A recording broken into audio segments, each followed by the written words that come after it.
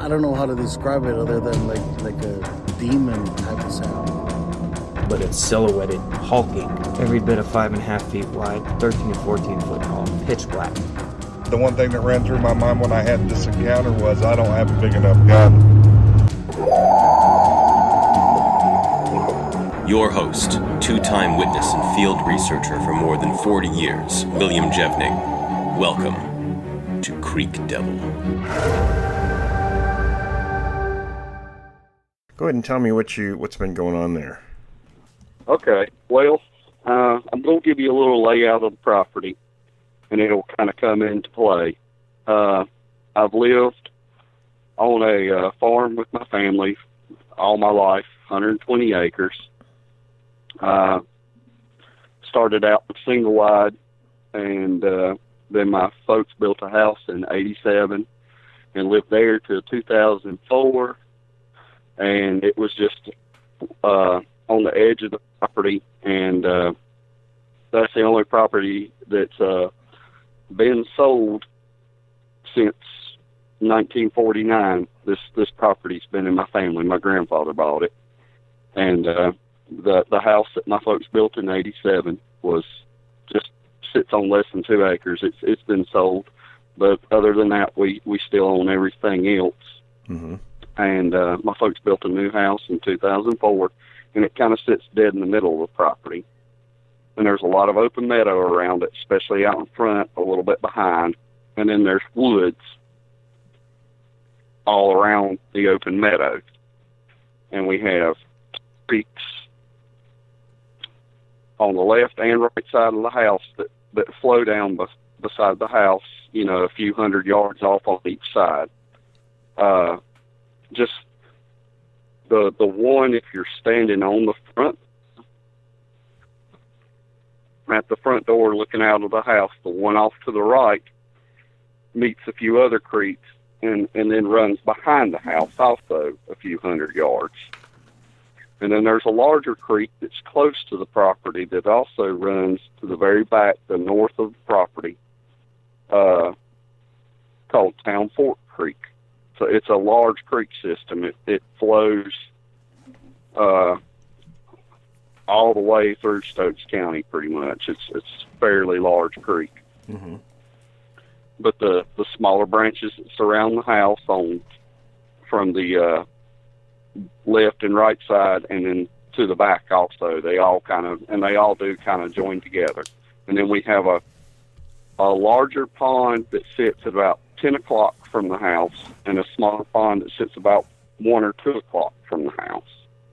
And one of the branches goes near, the one to the right goes near the smaller pond, but doesn't touch it. And actually, one of the creeks comes from the larger pond. The one to the left actually starts flowing out of the larger pond. But I'll try to keep each account in order. Okay. The first thing that ever happened was probably around 99, 2000. A friend of mine, his name is Kevin, and that's all I'll use for now. Sure, that's right.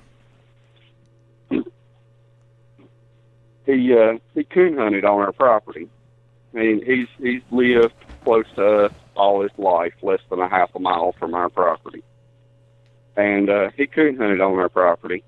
And one night, I went with him a lot, but I wasn't with him this night. But one night, him and his girlfriend, his wife, they turned the dogs out at the same spot we typically turn the dogs out, which would probably be at about the 5 o'clock position from where the house is, a couple of 100 yards off, and down into the woods. So they turn the dogs out, and it's actually on that creek that flows behind the house. It's just after the bend where it makes a turn and starts to flow behind the house, parallel-like. They turn the dogs out there, and they usually head off downstream on that creek and start trying to pick up track. Well, they did that same thing they usually do that night. headed down the creek, because that's usually where you're going to find scent first, is water, where, the raccoons and stuff have been down near the creek. So the dogs just kind of naturally always head that way. They didn't make it very far before he heard an awful commotion. The dogs come running back. There's a male and a female. They're both really good hounds. And they're running back with their tails tucked between their legs, and the male dog is squalling. They just run back to them, and that's something these dogs, they never back off the hunt, ever. And when he sees the dogs running back, he's looking in the direction that they're coming from, and he has his headlamp on, and he sees the reflection of two red glowing eyes looking at him. And he can't really make out a silhouette. He can just pick up the reflection. And they start off up the hill, moving to the north, and just work their way from the wood line. And he told me that it was whatever it was covering some ground pretty fast. But he said it never took its eyes off of him the whole time it was moving up through the woods. And at one time we had kind of speculated it could have been a bear, but you got to keep in mind that these were walker hounds, and the same breed is used to hunt bear, cougar, raccoons, just depending on what part of the country you're in. So we would think that maybe they would have squared off with it a little bit more if it was a bear, and possibly even put it up a tree. But now they've never been turned out on bear before. Just because they're the same breed doesn't mean, it's hard to say how these dogs would react to a bear. But the same breed is used to tree bear in other parts of the country. And he just kind of watched the eyes till they went out of sight. But he said it was like it was looking over its shoulder the whole time, staring back at him. And then another time, he was in those same woods, but a little further back, close to Town Fork Creek. He was actually coming up from the backup water to Town Fork Creek. We call it the backup water because it feeds a large watershed lake that's near the property. And, it flows into it, and then it flows back out of it and becomes Town Fork Creek again and goes clear to the town of Walnut Cove.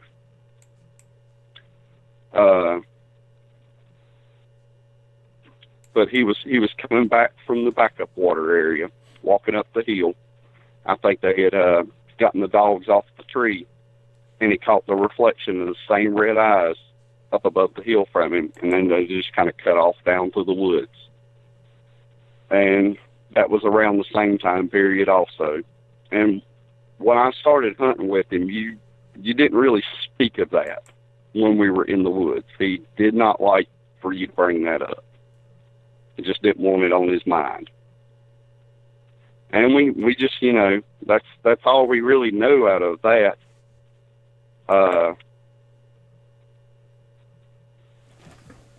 That was several years past before anything really happened. I'd say probably the next thing that happened was to another friend of mine, and I want to say it was around 2005. Mm-hmm. Another friend of mine, that he had bought a house close to our property, and him and his wife decided to go camping one night at that backup water location. I didn't know they were going back there. I guess it was a spur of the moment thing. They packed up the four-wheeler, and I think he had a little trailer that he was pulling by the four-wheeler with all their, camping gear, and they went back there and they camped out, and I think they roasted some hot dogs over the fire and stuff that night. Mm-hmm. And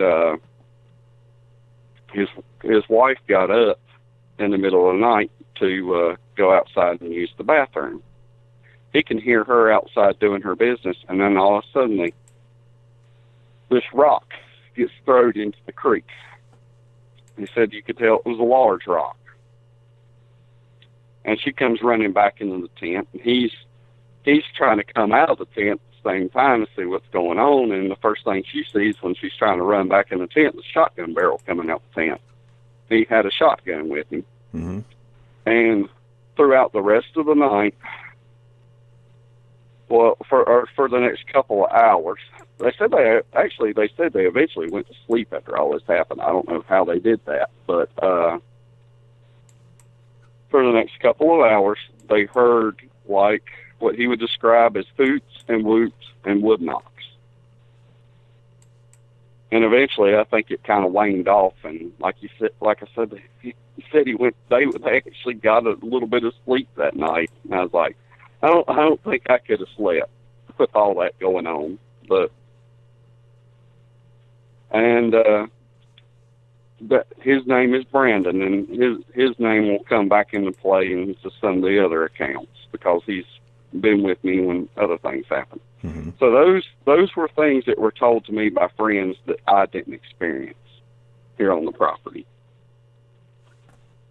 And so, okay, not this. Well, there's one more I'm going to tell you before I get to that one. I'm trying to think how many years ago it was, but it would have, I'm going to say this is around 2010 or 2011. We have a lot of coyotes on the property, and I was hearing, when I was trying to sleep at night, I was hearing some sort of vocalizations, but I couldn't really make out what they were. And a lot of times I was half asleep, and I was almost thinking that maybe I was just kind of, in and out of consciousness, possibly not hearing anything but thinking I am. But, coyotes off in the distance can make a lot of racket. But I was hearing a lot of noises that didn't quite seem familiar, but I wasn't sure. Mm-hmm. After that went on for a few nights, I just decided to take a random walk around the property, and I went to the small pond I was telling you about at about the 1 or 2 o'clock position.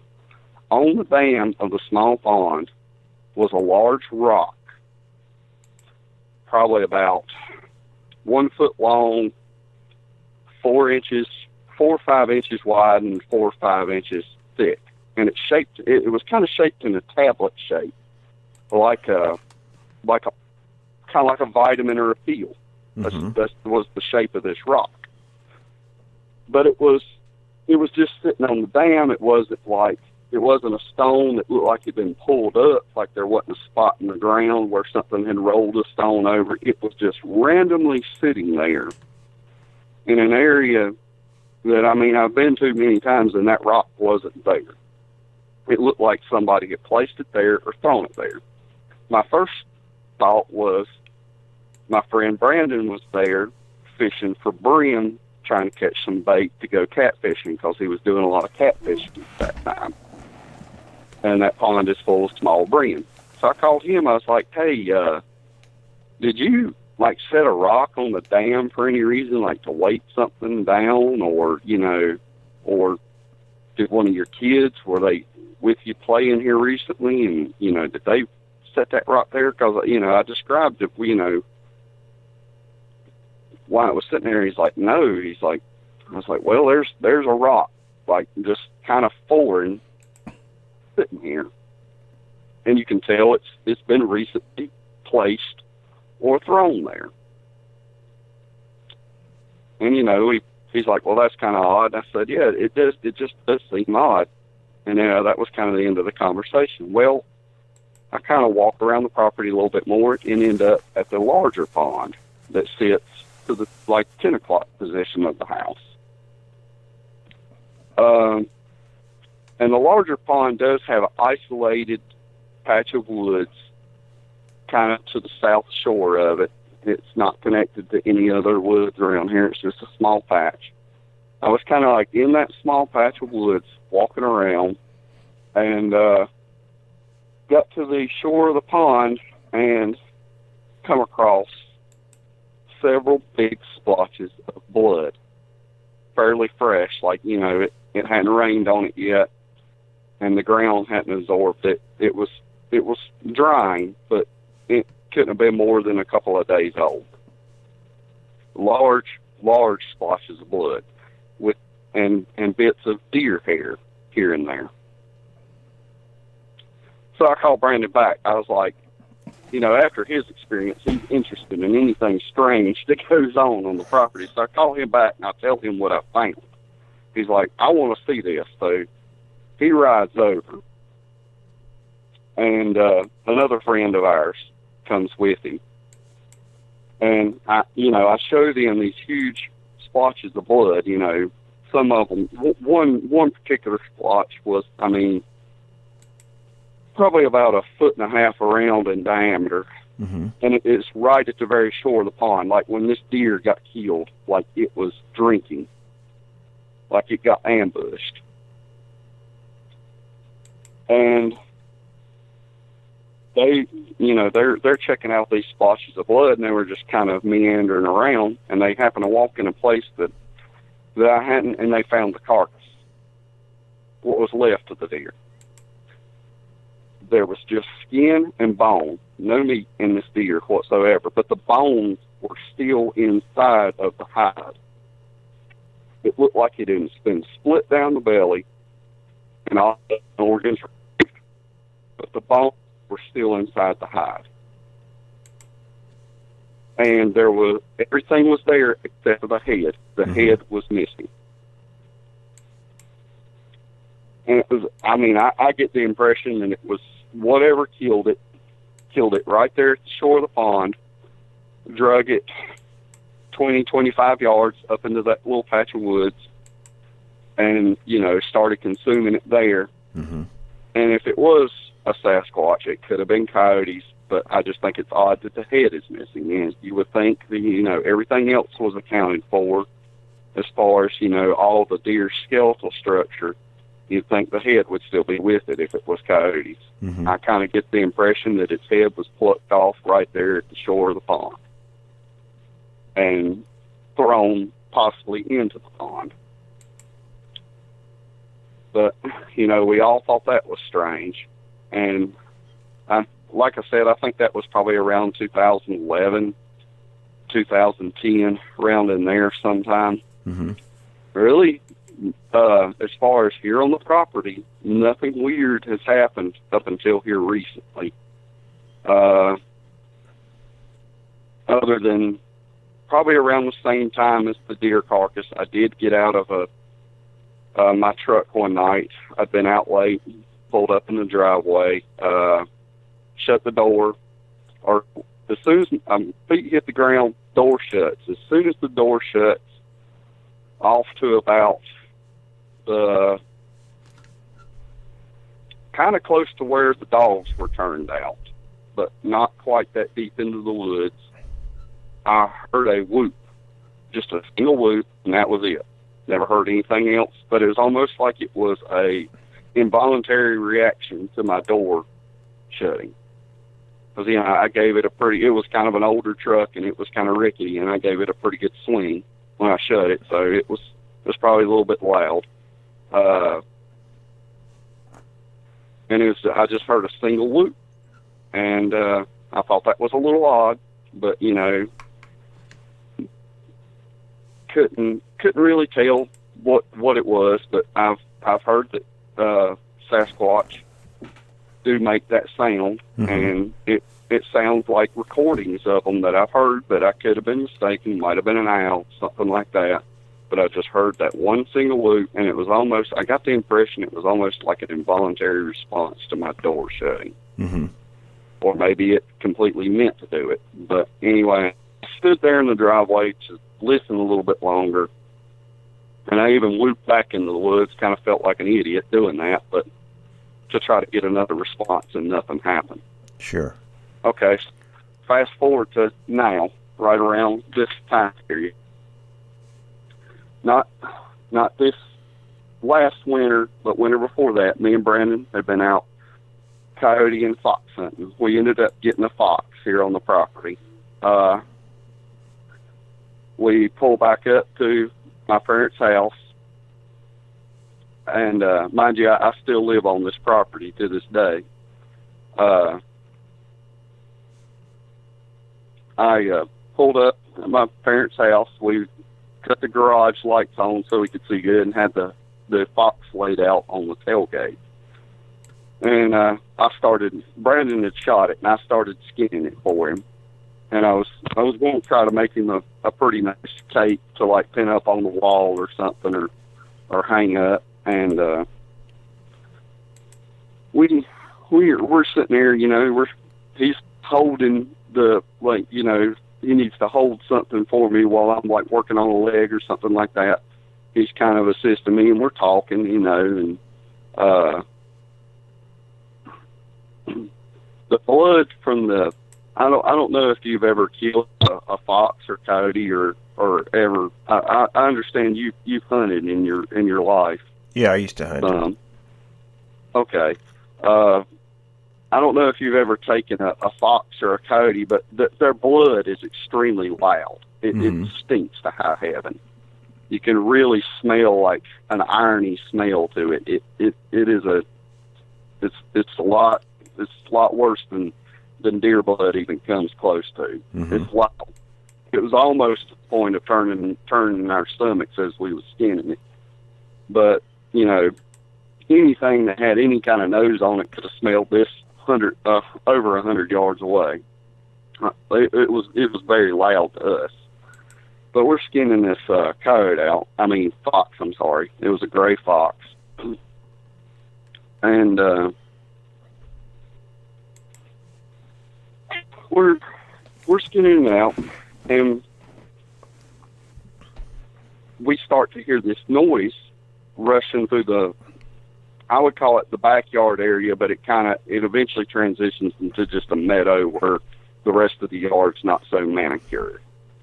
And it was kind of at the edge of like where the kind of more meadow grass begins. We hear a rushing going back towards the woods, and then it hits the wood line and goes crashing through the woods. And you can hear it tromping and, you know, or something every once in a while. And we both turn around looking at each other wide-eyed. And we both know what each other is thinking. It's one of those things like, you know, you don't even have to you don't even have to say it with words. You can just we both knew what was on each other's mind, and I don't remember whose mouth it come out of first. But one of us said it first, and the other one of us agreed, but we said that sounded like it was on two legs. And, I mean, we knew, like I said, when we turned around and locked eyes, I remember Brandon's eyes was wide open, and I'm sure mine was too. It's like, you know, we both could tell that each other was thinking the same thing. So we go back to his vehicle that was also parked in the driveway, because that's what we were driving around when we still had the guns in that vehicle, and they have lights mounted to them. And we start shining the wood line. Well, whatever took off is long gone. We couldn't, you know, get light on it. But we're still scanning back and forth in the wood line. And if it approached from, let's say, about the 10 o'clock position of the house, at about 9 o'clock, when we cast light that way, something starts making a frantic bird call. It sounded like, you know, just your average songbird of some type, but very loud and very frantic. And I don't know if maybe it really was a nesting bird, and the light shining woke it up. You know, because you just as soon as it starts getting daylight, you start to hear birds and stuff go to chirping. But this sounded very frantic-like. Like it was either upset that we woke it up, or it was something just imitating a bird. and it was giving a warning. Because we had guns, but that's what we were pointing with guns with lights mounted to them into the wood line. And eventually we could still hear the other one that approached and took off, you know, faintly into the woods, but it was over the crest of the hill and couldn't get light on it. And whatever it was that was in the heavier brush at the 9 o'clock position, it was pretty thick through there. It kind of, we could hear something walking in there too, along with the bird call. And it kind of faded back after a while. And also, at the same time, the bird call got quieter as it faded back. So we just thought that was really odd. And I know they've classified these creatures into different types. Mm-hmm. And around the South, we supposedly have mostly the type 2s. Correct, yes. And I've heard a lot of people that, you know, research these things heavily say that the type 2s are well known for trying to steal hunters' kills. If they smell blood in the air or smell an animal, they will try to take that kill if an opportunity presents itself. Mm-hmm. And it kind of left me and him with the impression of the one that approached. We didn't hear it approaching. We just heard it darting off, and we kind of had the impression that it was trying to approach us, like if it was trying to figure out its odds of being able to steal that fox from us, and maybe it lost its nerve and bolted. Mm-hmm. But it certainly sounded like it was on 2 legs. I could be wrong. Could have been a deer that was curious, got too close, and got spooked and bolted. So like I said, you know, we weren't exactly being quiet. We were, you know, carrying on conversation as we're doing this and stuff. So, you know, whatever it was, might have got a little too close, and, you know, maybe one of us raised our voice at some point in the conversation, and that's what spooked it. But that's all there was to that. And everything else has happened here recently, like within the past 2 months.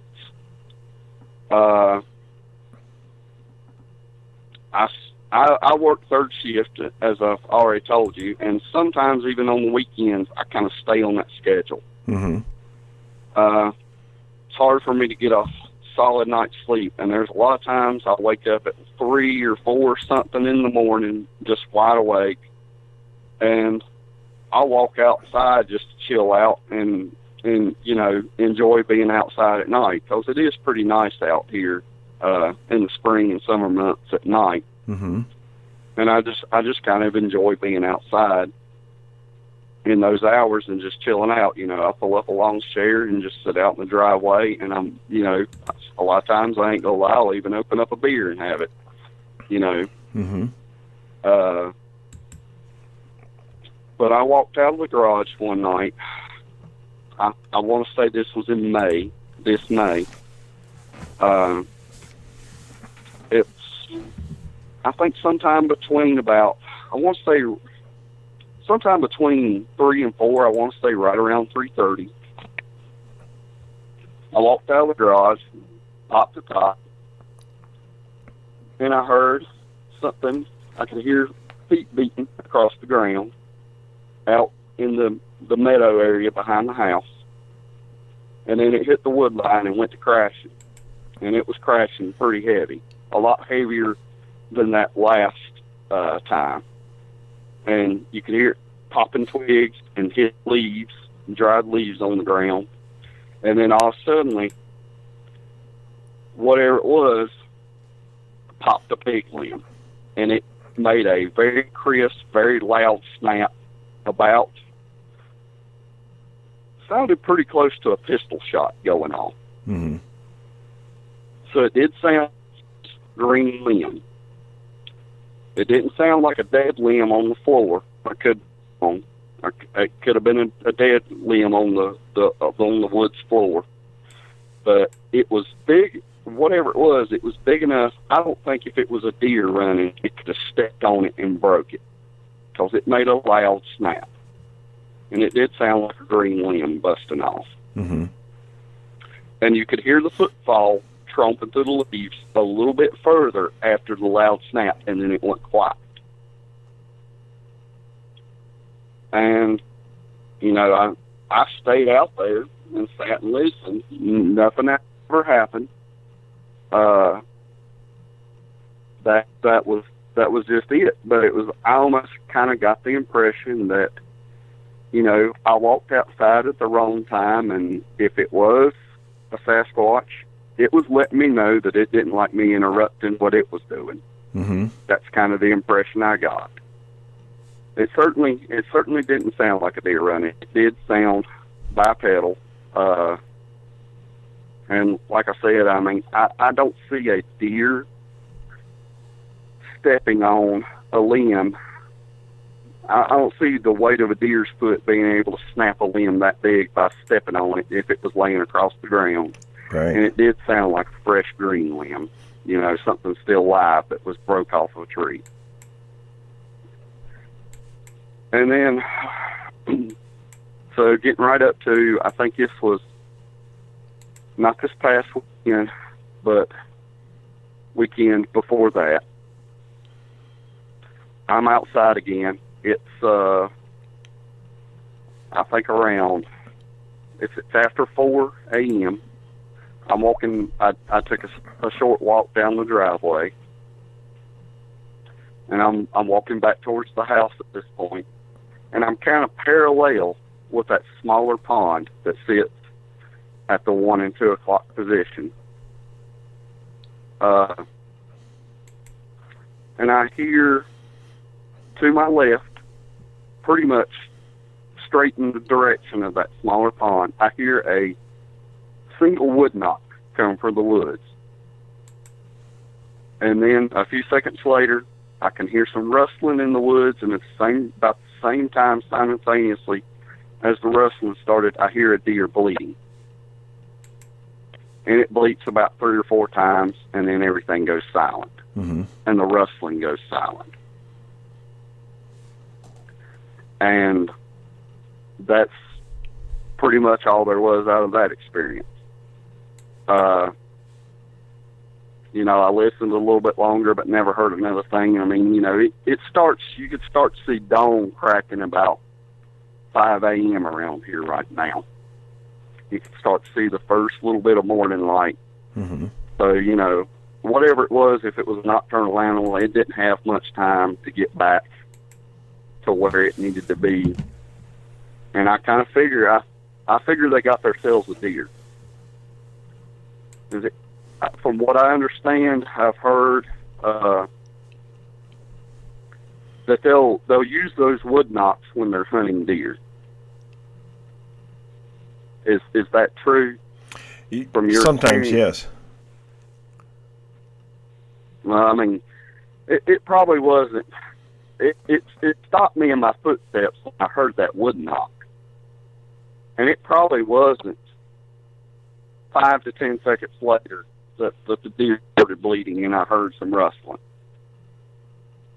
But I mean, after the deer stopped bleeding, the rustling stopped. That was it. And that's pretty much everything that's happened here on the property, other than me running across those wood breaks and the strange limb placed in the tree that I sent you pictures of. Mm-hmm. And there are a few more pictures I have of that, but those were the best ones that kind of do what I've seen the most justice. It really don't look like much from the pictures. You kind of have to be there on the scene. And that was on a neighboring piece of property that actually used to belong to family but doesn't anymore. That's a neighboring 90 acres. Mm-hmm. That used to belong to my great-grandfather. To kind of give you, my grandmother was raised in this area, and my grandfather was from another area of Sussex County called Westfield. And when him and my grandmother got married, they bought the neighboring farm. So growing up, most of my years, I had about 310 acres to roam on. But that 90 acres, when my great-grandfather and great-grandmother passed away, Grandma had 4 siblings. It was never settled in the will. They never said, you know, this belongs to you and this belongs to you. It was never divided up. And my great-uncle was living on the property all his life until eventually, right after my grandmother passed away, the other 3 siblings that was left, they wanted the farm divided up and sold. So my great-uncle had to move. We let him into my grandmother and grandfather's house because they were both deceased at this time. And that farm was divided up and sold, and it belongs to various different people now. But where I found the wood breaks is on that piece of property. And it used to be a really clear meadow, but it's growed up with kudzu and everything really bad now. And actually, the wood breaks are right beside an old tobacco barn that belonged to my great-grandfather. And I kind of followed them in a line, kind of going up to a ridge line. And I don't know if you could make it out very good, but there was that relatively fresh wood break that was on some kind of small tree or large shrub. But those pine trees, there were 1 or 2 pine trees that is like broken in vent at the very top, and it's growed back there. Right. And like you could almost like, you know, follow them straight up away, starting at that fresh one. And then I found that limb that was in a tree. And the reason I think that's odd is because, like, if you look, there's not another tree close to it that has limbs big enough to have broken off and fell and landed and lodged itself on the limbs of that other tree. Like, you look up above and, you know, all the neighboring trees, it's obviously not the same kind of... I think that was the tree that it was jammed in. I want to say it was an ironwood or a beech, possibly a maple. I'd have to be back there to look at it. I really can't recall. But the limb that was in that tree was obviously a different type of... come from a different type of tree. And I'm like looking up above, and it's like there's nothing close enough to this tree for it to that has limbs big that size to have fell out and lodged itself there. Plus, it's at the very bottom. It's stuck in the very bottom limbs of that tree. It would have to have come all through all the other limbs just to have gotten jammed there. So it just gives you the impression that something placed that there. I don't know if you've ever seen anything like a random limb placed in other tree rim. I've heard about these teepee structures and where they'll lean trees against other trees and stuff like that. But have you ever seen anything quite like that? No, not really. I mean, I guess it's not out of the realm of possibility that it happened somehow naturally, but it just, judging from the surroundings, it didn't look like a windstorm caused that to be there. And also, like with the tree breaks, I seen like, the pines were old breaks that it grew back, and that fresher one, I didn't see no other recent evidence of wind damage from any of the other surrounding trees. And it got me to thinking, like, do they come through here? Like, is this an old trail for them? Like, do they come through here periodically and make a new marker? Like, are the pines, a 10-year-old, 20-year-old? Do they return to the area, to mark this area for a specific reason? And if they do, I think I know why, because the deer that come out into one of our meadows come through there, directly through there. Do they mark that as a, hunting grounds for deer or something? That could be.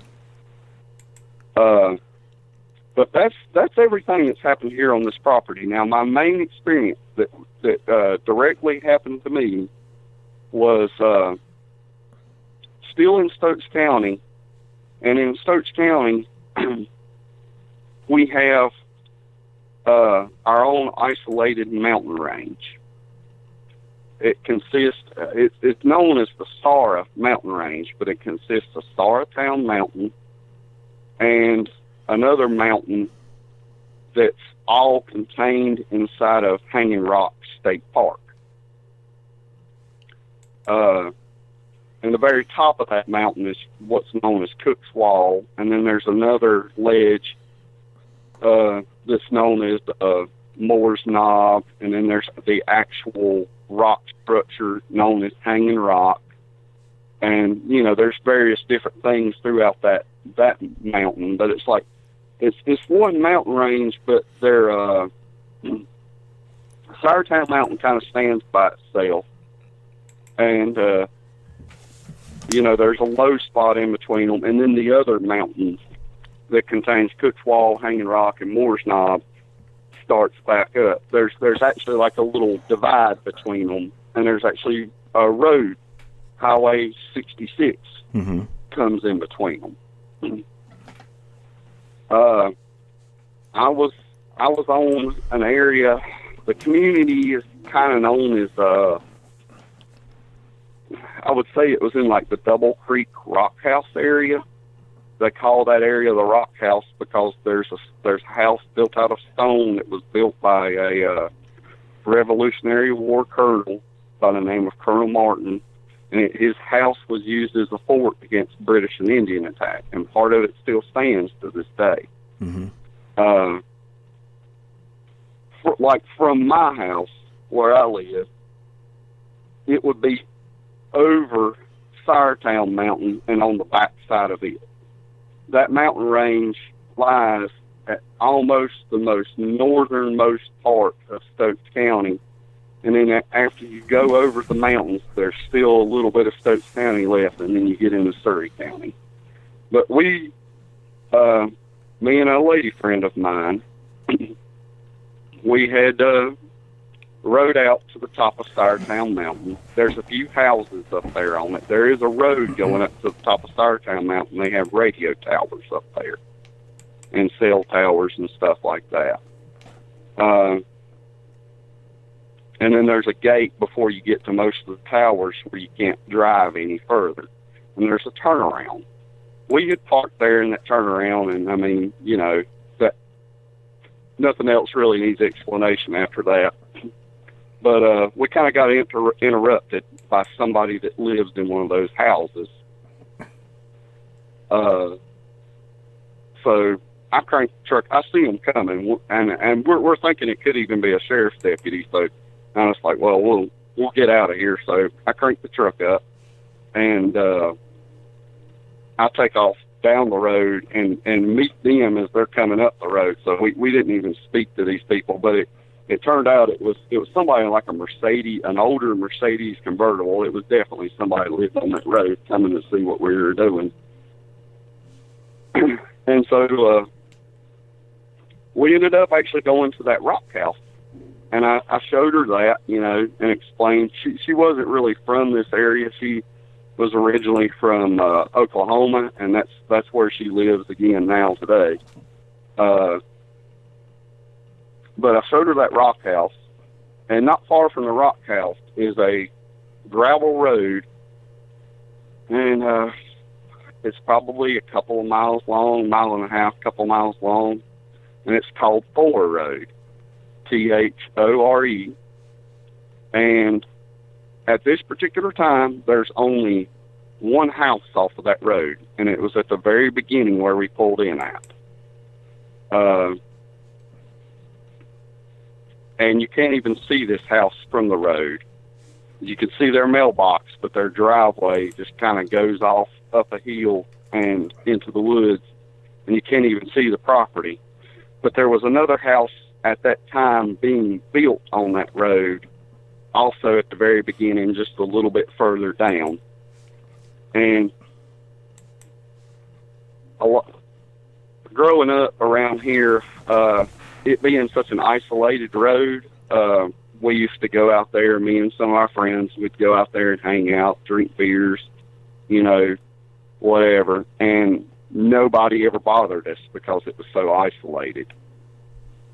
And so I figured that was a good spot for me and her to go. So we drive a little bit further down the road from where the newer house is being built. And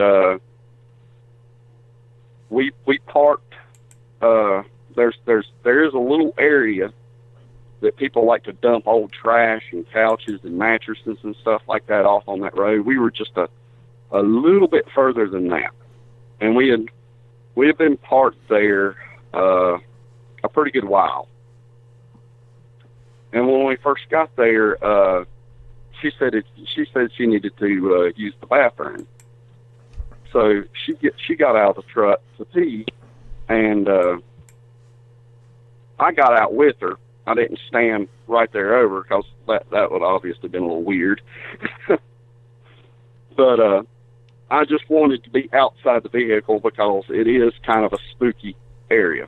Mm-hmm. There's nothing but woods around this road, and it's just a gravel road cutting from one hard road to another, or one paved road to another through the woods. And there's a few meadows and farm roads and fields that come off of it. But like I said, there was only one house at the very beginning of that road at this time.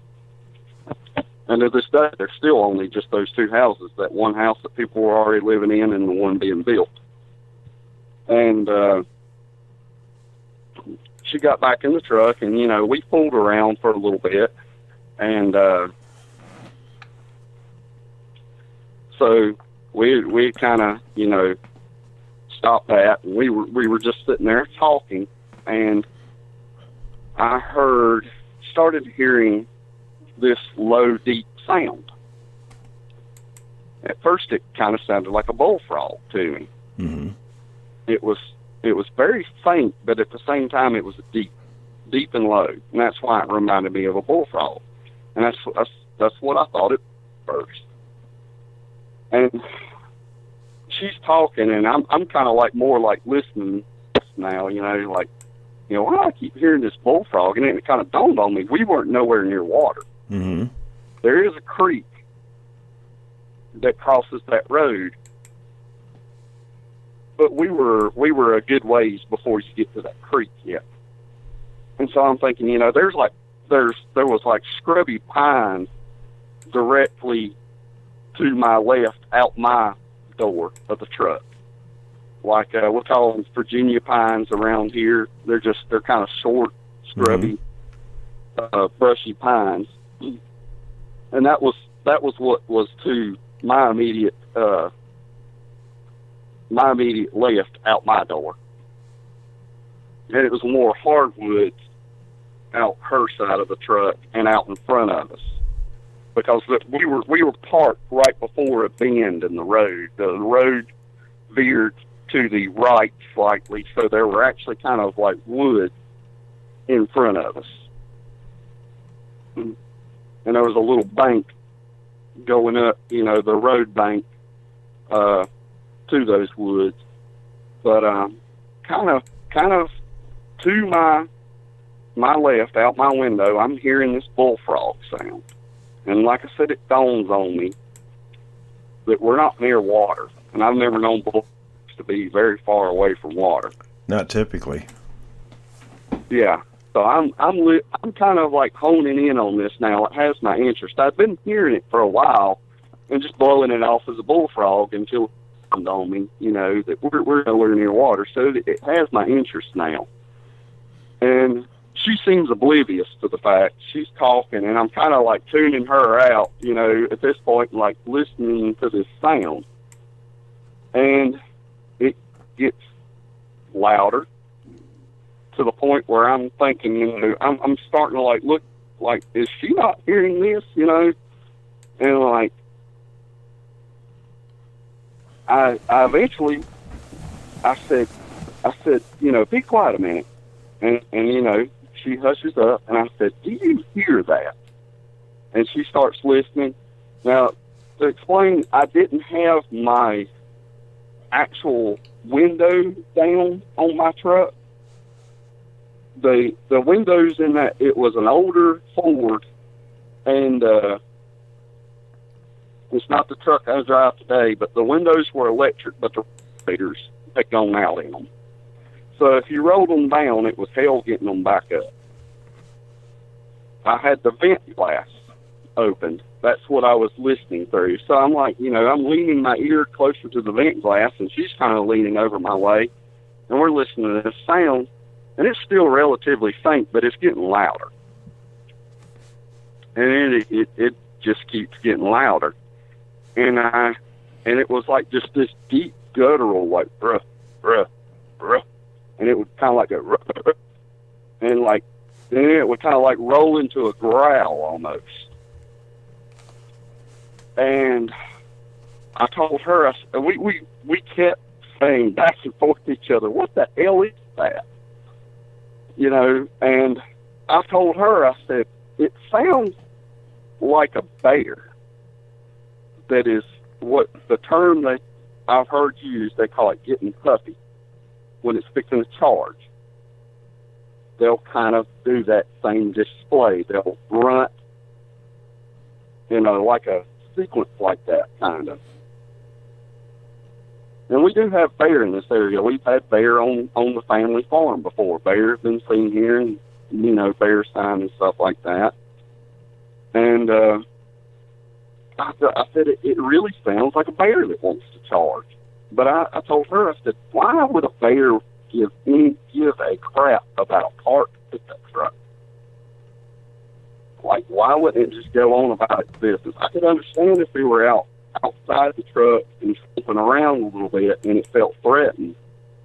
But you would think a wild animal would, if it's seen a parked vehicle, would probably just avoid it or pay it no attention at all. And so I'm just like, you know, we're just talking back and forth, like, what the hell is that? And it's getting louder. Like, it's very close at this point, like just at the edge of the wood line. You know, just far enough away that it can conceal itself. Which I didn't.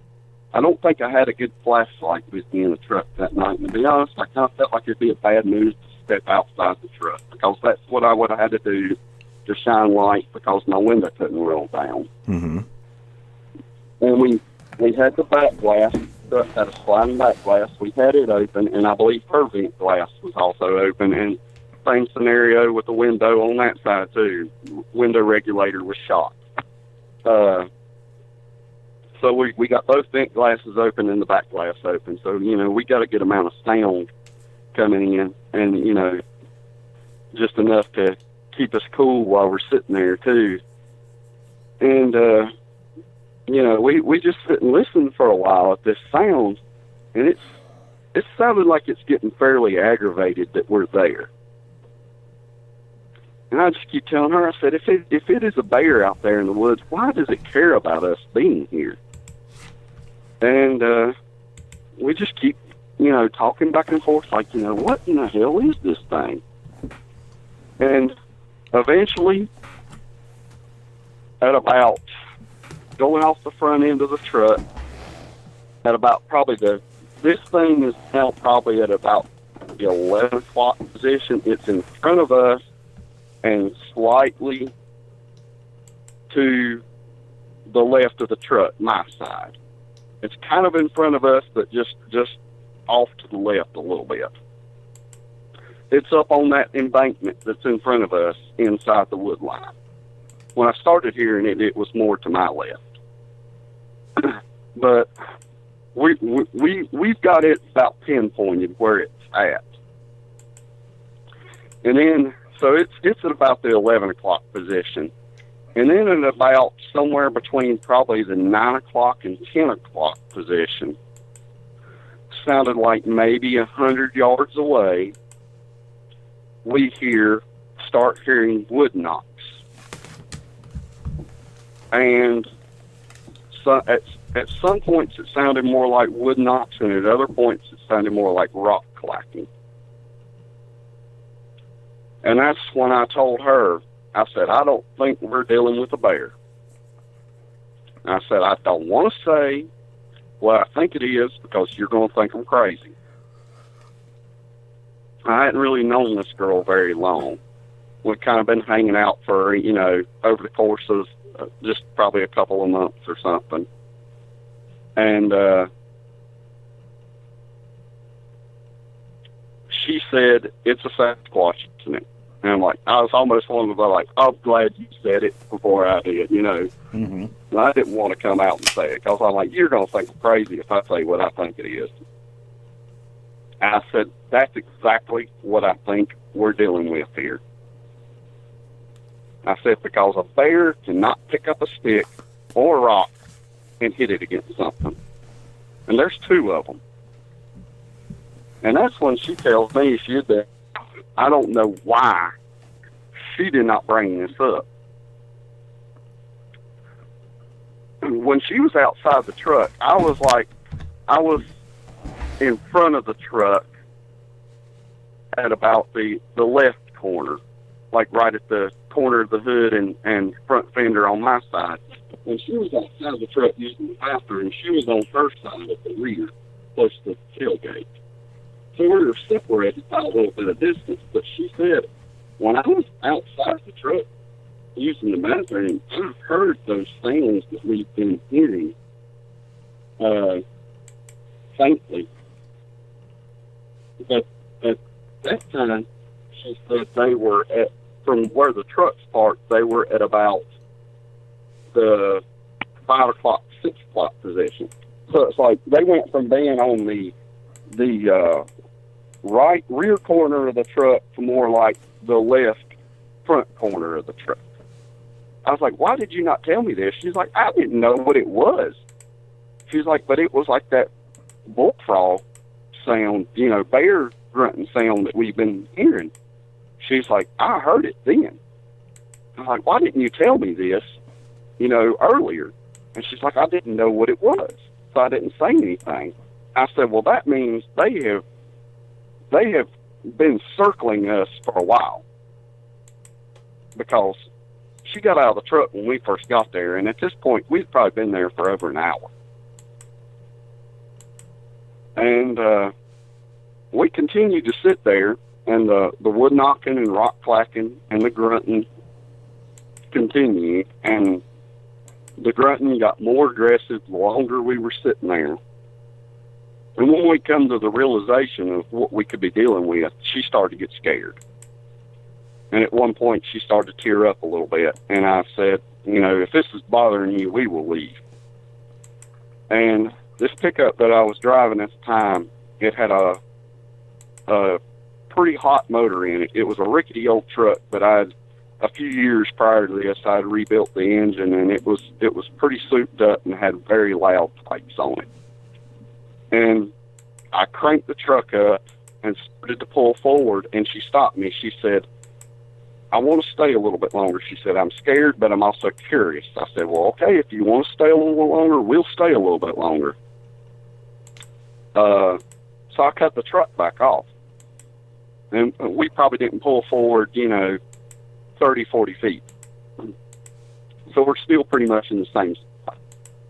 And after we started the truck, we didn't hear anything. I shut the engine back off. We did not hear anything else. We sat there for a little while longer just to see if we hear anything else, and we never did. And so we left, and I think the time I got home was 30. Started at like somewhere probably between 2:30 and 3 o'clock at night. I just wouldn't think there would be a soul out there to have messed with us.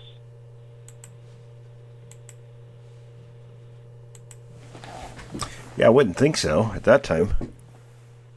Yeah, it's really heavily wooded around that area. And to be honest with you, Will, I don't think it would be humanly capable to make that deep and guttural sounds. Mm-hmm. I don't think a man could do this. I don't think a man could resonate that deep a sound. You could almost, it never got like loud where you hear these things, people talking about them screaming, how loud, and they can jar your insides. Oh yeah, I've heard it myself. To be just grunts and growls, at a fairly low. I mean, it get louder. It was pretty much right in front of us at one point, but a growl or grunt can't be but so loud, but you could almost feel the bass, the deepness. And even when I first started hearing it, you could feel how deep it was, almost more than you could hear it. Mm-hmm. And that's what had me thinking bullfrog, because to be a small critter, he's got a set of lungs. Right. If you're down in near a pond or something, and the bullfrog starts calling, it's very deep, very bassy, and you can almost kind of feel it. Feel the bass of it. And that's what I was kind of likening it to at first, because it was just bassy. But that's pretty much my experience. And one thing I'd like to add, I mean, this is a little embarrassing. And the young lady that I was with was on her time of the month. And she urinated outside the truck. Mm-hmm. If you're a hunter, I really don't have to explain that much more. Mm-hmm.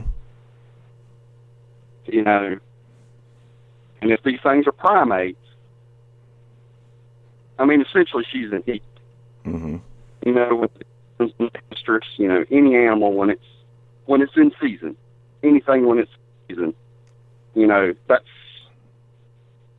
the calling for any might be interested in that.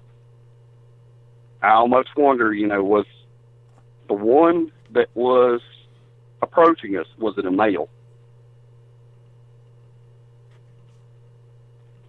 Yeah, it's hard telling. And I know what you're thinking, why are you fooling around with the girl that is, in her time of the month? But just refer back to when Clinton was in office. That'll kind of explain things. That's all I'm going to say about that. She was a pretty nice girl. I don't want to make her sound bad. She was a nice enough girl, but that's what we were out there doing. But it just has me wondering, was it interested in her? Yeah, it's and hard. When it's I hard think about telling, that's scary to me, because I have heard, listening to other YouTube broadcasts, I have heard of the incident that happened at Brown Springs. Are you familiar with that one? No. It supposedly happened. It was, I know you have to know who Bear and Kumbo are. Sure. Okay. I don't know how you think of them as researchers. They seem to know a lot, from what I understand. But supposedly, I've heard them tell a story. You can find this on YouTube, where they called in to another radio show. It wasn't their own radio show, and they were speaking to Bear and Kumbo, and they talked about the incident in Brown Springs. I believe the title to the video was The Bad Side of Bigfoot. But the gist of what happened was there was a guy and his girlfriend out parked, and they found both of them killed. And that they officially it was written off as a murder. Mm-hmm. But the guy's head was twisted around. He was looking at his back. The girl was in the car, tore apart. And, it was almost like it come up when they were in the middle, full around, and popped his neck, twisted it around, threw him. He was several feet away from the car, and she was still laid on the hood. Mm-hmm. Like something had, grabbed her. There was an assault on her. Don't have to go into detail there to get the picture. Mm-hmm. And then she was ripped open. Mm-hmm. And supposedly, if you listen to the radio, supposedly this was all confirmed through a friend of Bear Kumbo's one that was ex-cop that was able to gain access to the files on it or something. But it makes me think of that incident, like how bad things could have went had this thing decided to try something. And there isn't any history of them doing that, though. I mean, killing people, yes. Really? Doing that, no. But they have killed people. Oh, yeah. But they you hear the Indian legends of them wanting to take women and stuff like that. They don't have any interest in anything like that. Well, that's more in the line of meals. Looking for. Yeah, not for mating. I figured, primates, or I've heard of cases where chimpanzees showed interest in human women and stuff like that. I think that's pretty rare, though. Okay. I just, it was something I was considering as a possibility, why it may have been bothering us or however, or circling us. At some point, it had to cross that road. Because it was on the other side of the road to our rear and right when she said she heard it the first time. Then it was to our left. Yeah, it's pretty typical behavior. Yeah, that definitely crossed the road, or maybe made a complete circle around us. I don't know, but they had been there all along, mm-hmm. and we were unaware of it for a very long time. And it is pretty spooky to think about that. You guys I did have. Yeah, you probably interrupted a hunt. Yeah, and see, that's another thing. That's a detail I forgot to leave out. We had seen a lot of deer that night. Oh, there you go.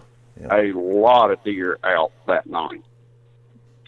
And the last ones we seen before we parked were relatively close to that area. There is a few meadows on the way to that road off the paved roads. Mm-hmm. And we had jumped a lot of deer.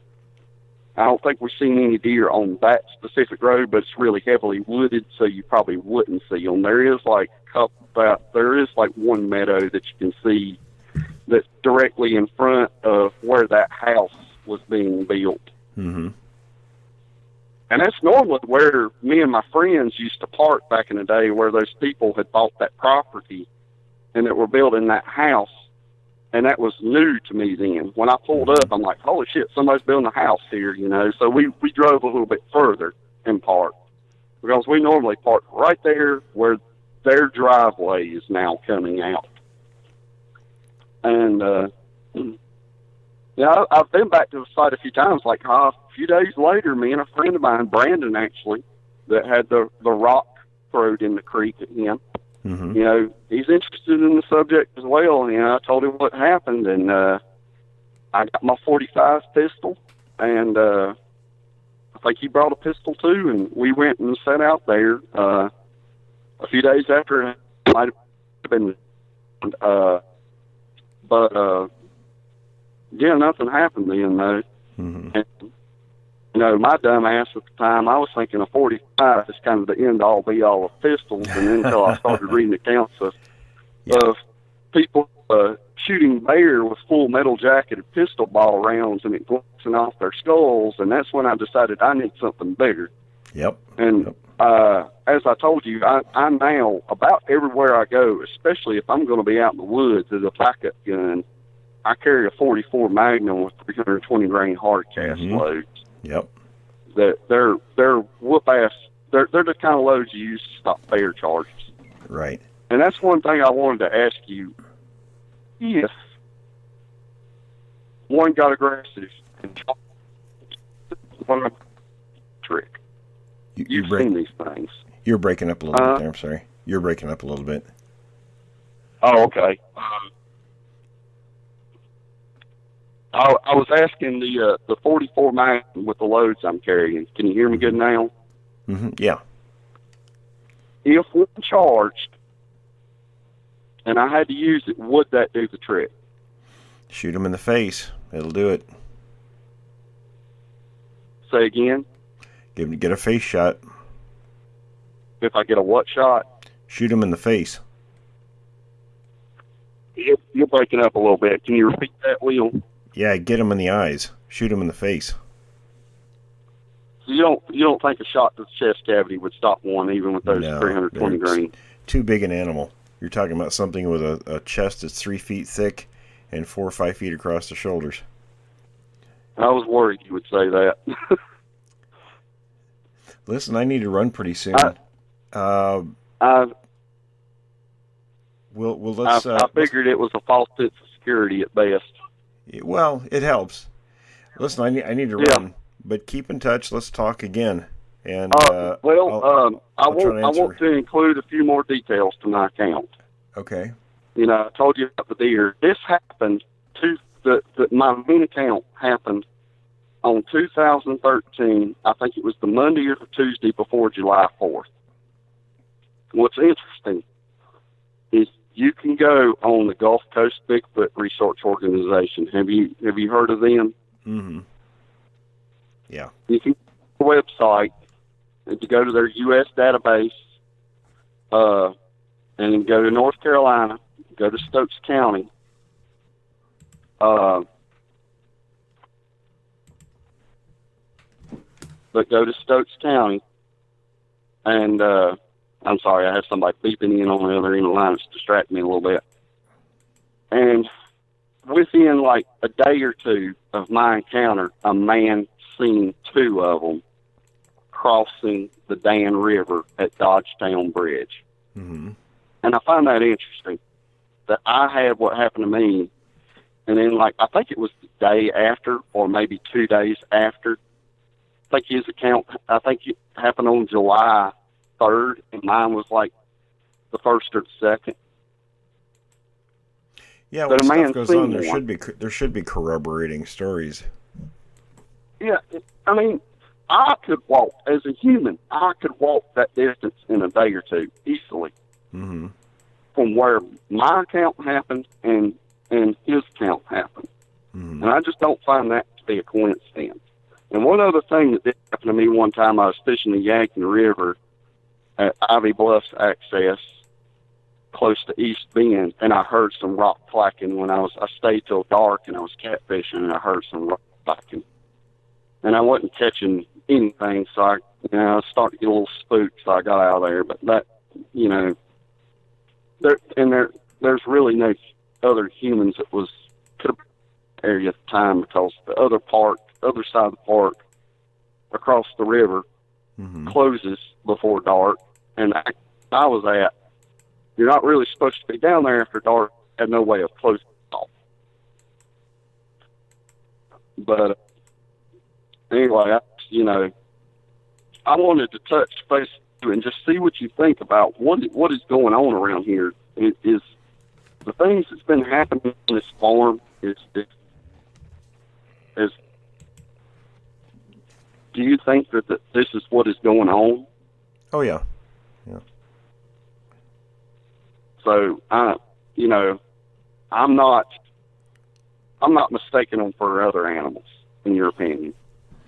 Probably not. I mean, there's enough stuff going on that corroborates it. And the night that I was parked with the young lady, I did have a little protection with me. I had a 12-gauge shotgun behind the seat, and I mentioned that to her after the fact. I said, I had a 12-gauge behind the seat.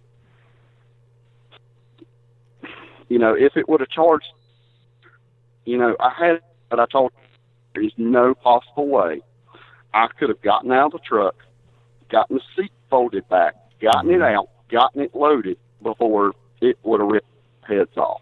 Right. And I'm not even sure what kind of skills I had. I think the best I had was like the forward bird shot, like you would go duck or goose hunting with. Mm-hmm. Which up close may have done the trick, right in the face, but... Right. Well, it's a deterrent, if anything. Yeah. Well, I've heard, that firearms do make them weary from it does. Like, your experience that happened to you when you were younger. Mm-hmm. You didn't have nothing but a 22, but it didn't know that. Right. But I told her, I said, if something would have went really, really wrong, there wouldn't have been anything I could do. Sure. That 12 gauge would have been useless. Well, let's plan on talking again. I've got to take off. Okay, I would like to ask you, if you don't mind, more about like finding signs of these things. I would like to find some footprints. I'm Sure. really interested in the subject. I'll send you some and I would information. like how to find footprints, because I know they got to be leaving some somewhere, but I got a feeling they know how to cover their tracks pretty well. Mm-hmm. Yeah, I'll send you some information and keep in touch. Let me know what's going on, and we'll talk again. Yeah, if anything else happens, I'll message you. If you want to, you can. I don't know if you like to communicate through phone. If you want to send me, if you're comfortable sending me your number, Yeah, we can text. I can text or. Okay, all right, that'll be good. But I really appreciate your time talking with me and everything, and I appreciate you sharing that. Yeah, reinforcing what I think's been going on around here. Okay, well, great. Keep your eyes open and let me know. I sure will. I appreciate your time. Thanks for listening to this episode of Creek Devil. If you or anyone you know has had an encounter with these creatures, please contact us at williamjevning@yahoo.com. That's William, Jevning, @yahoo.com. All communication is confidential. Join us for another program next week. And until then, keep your eyes open out there.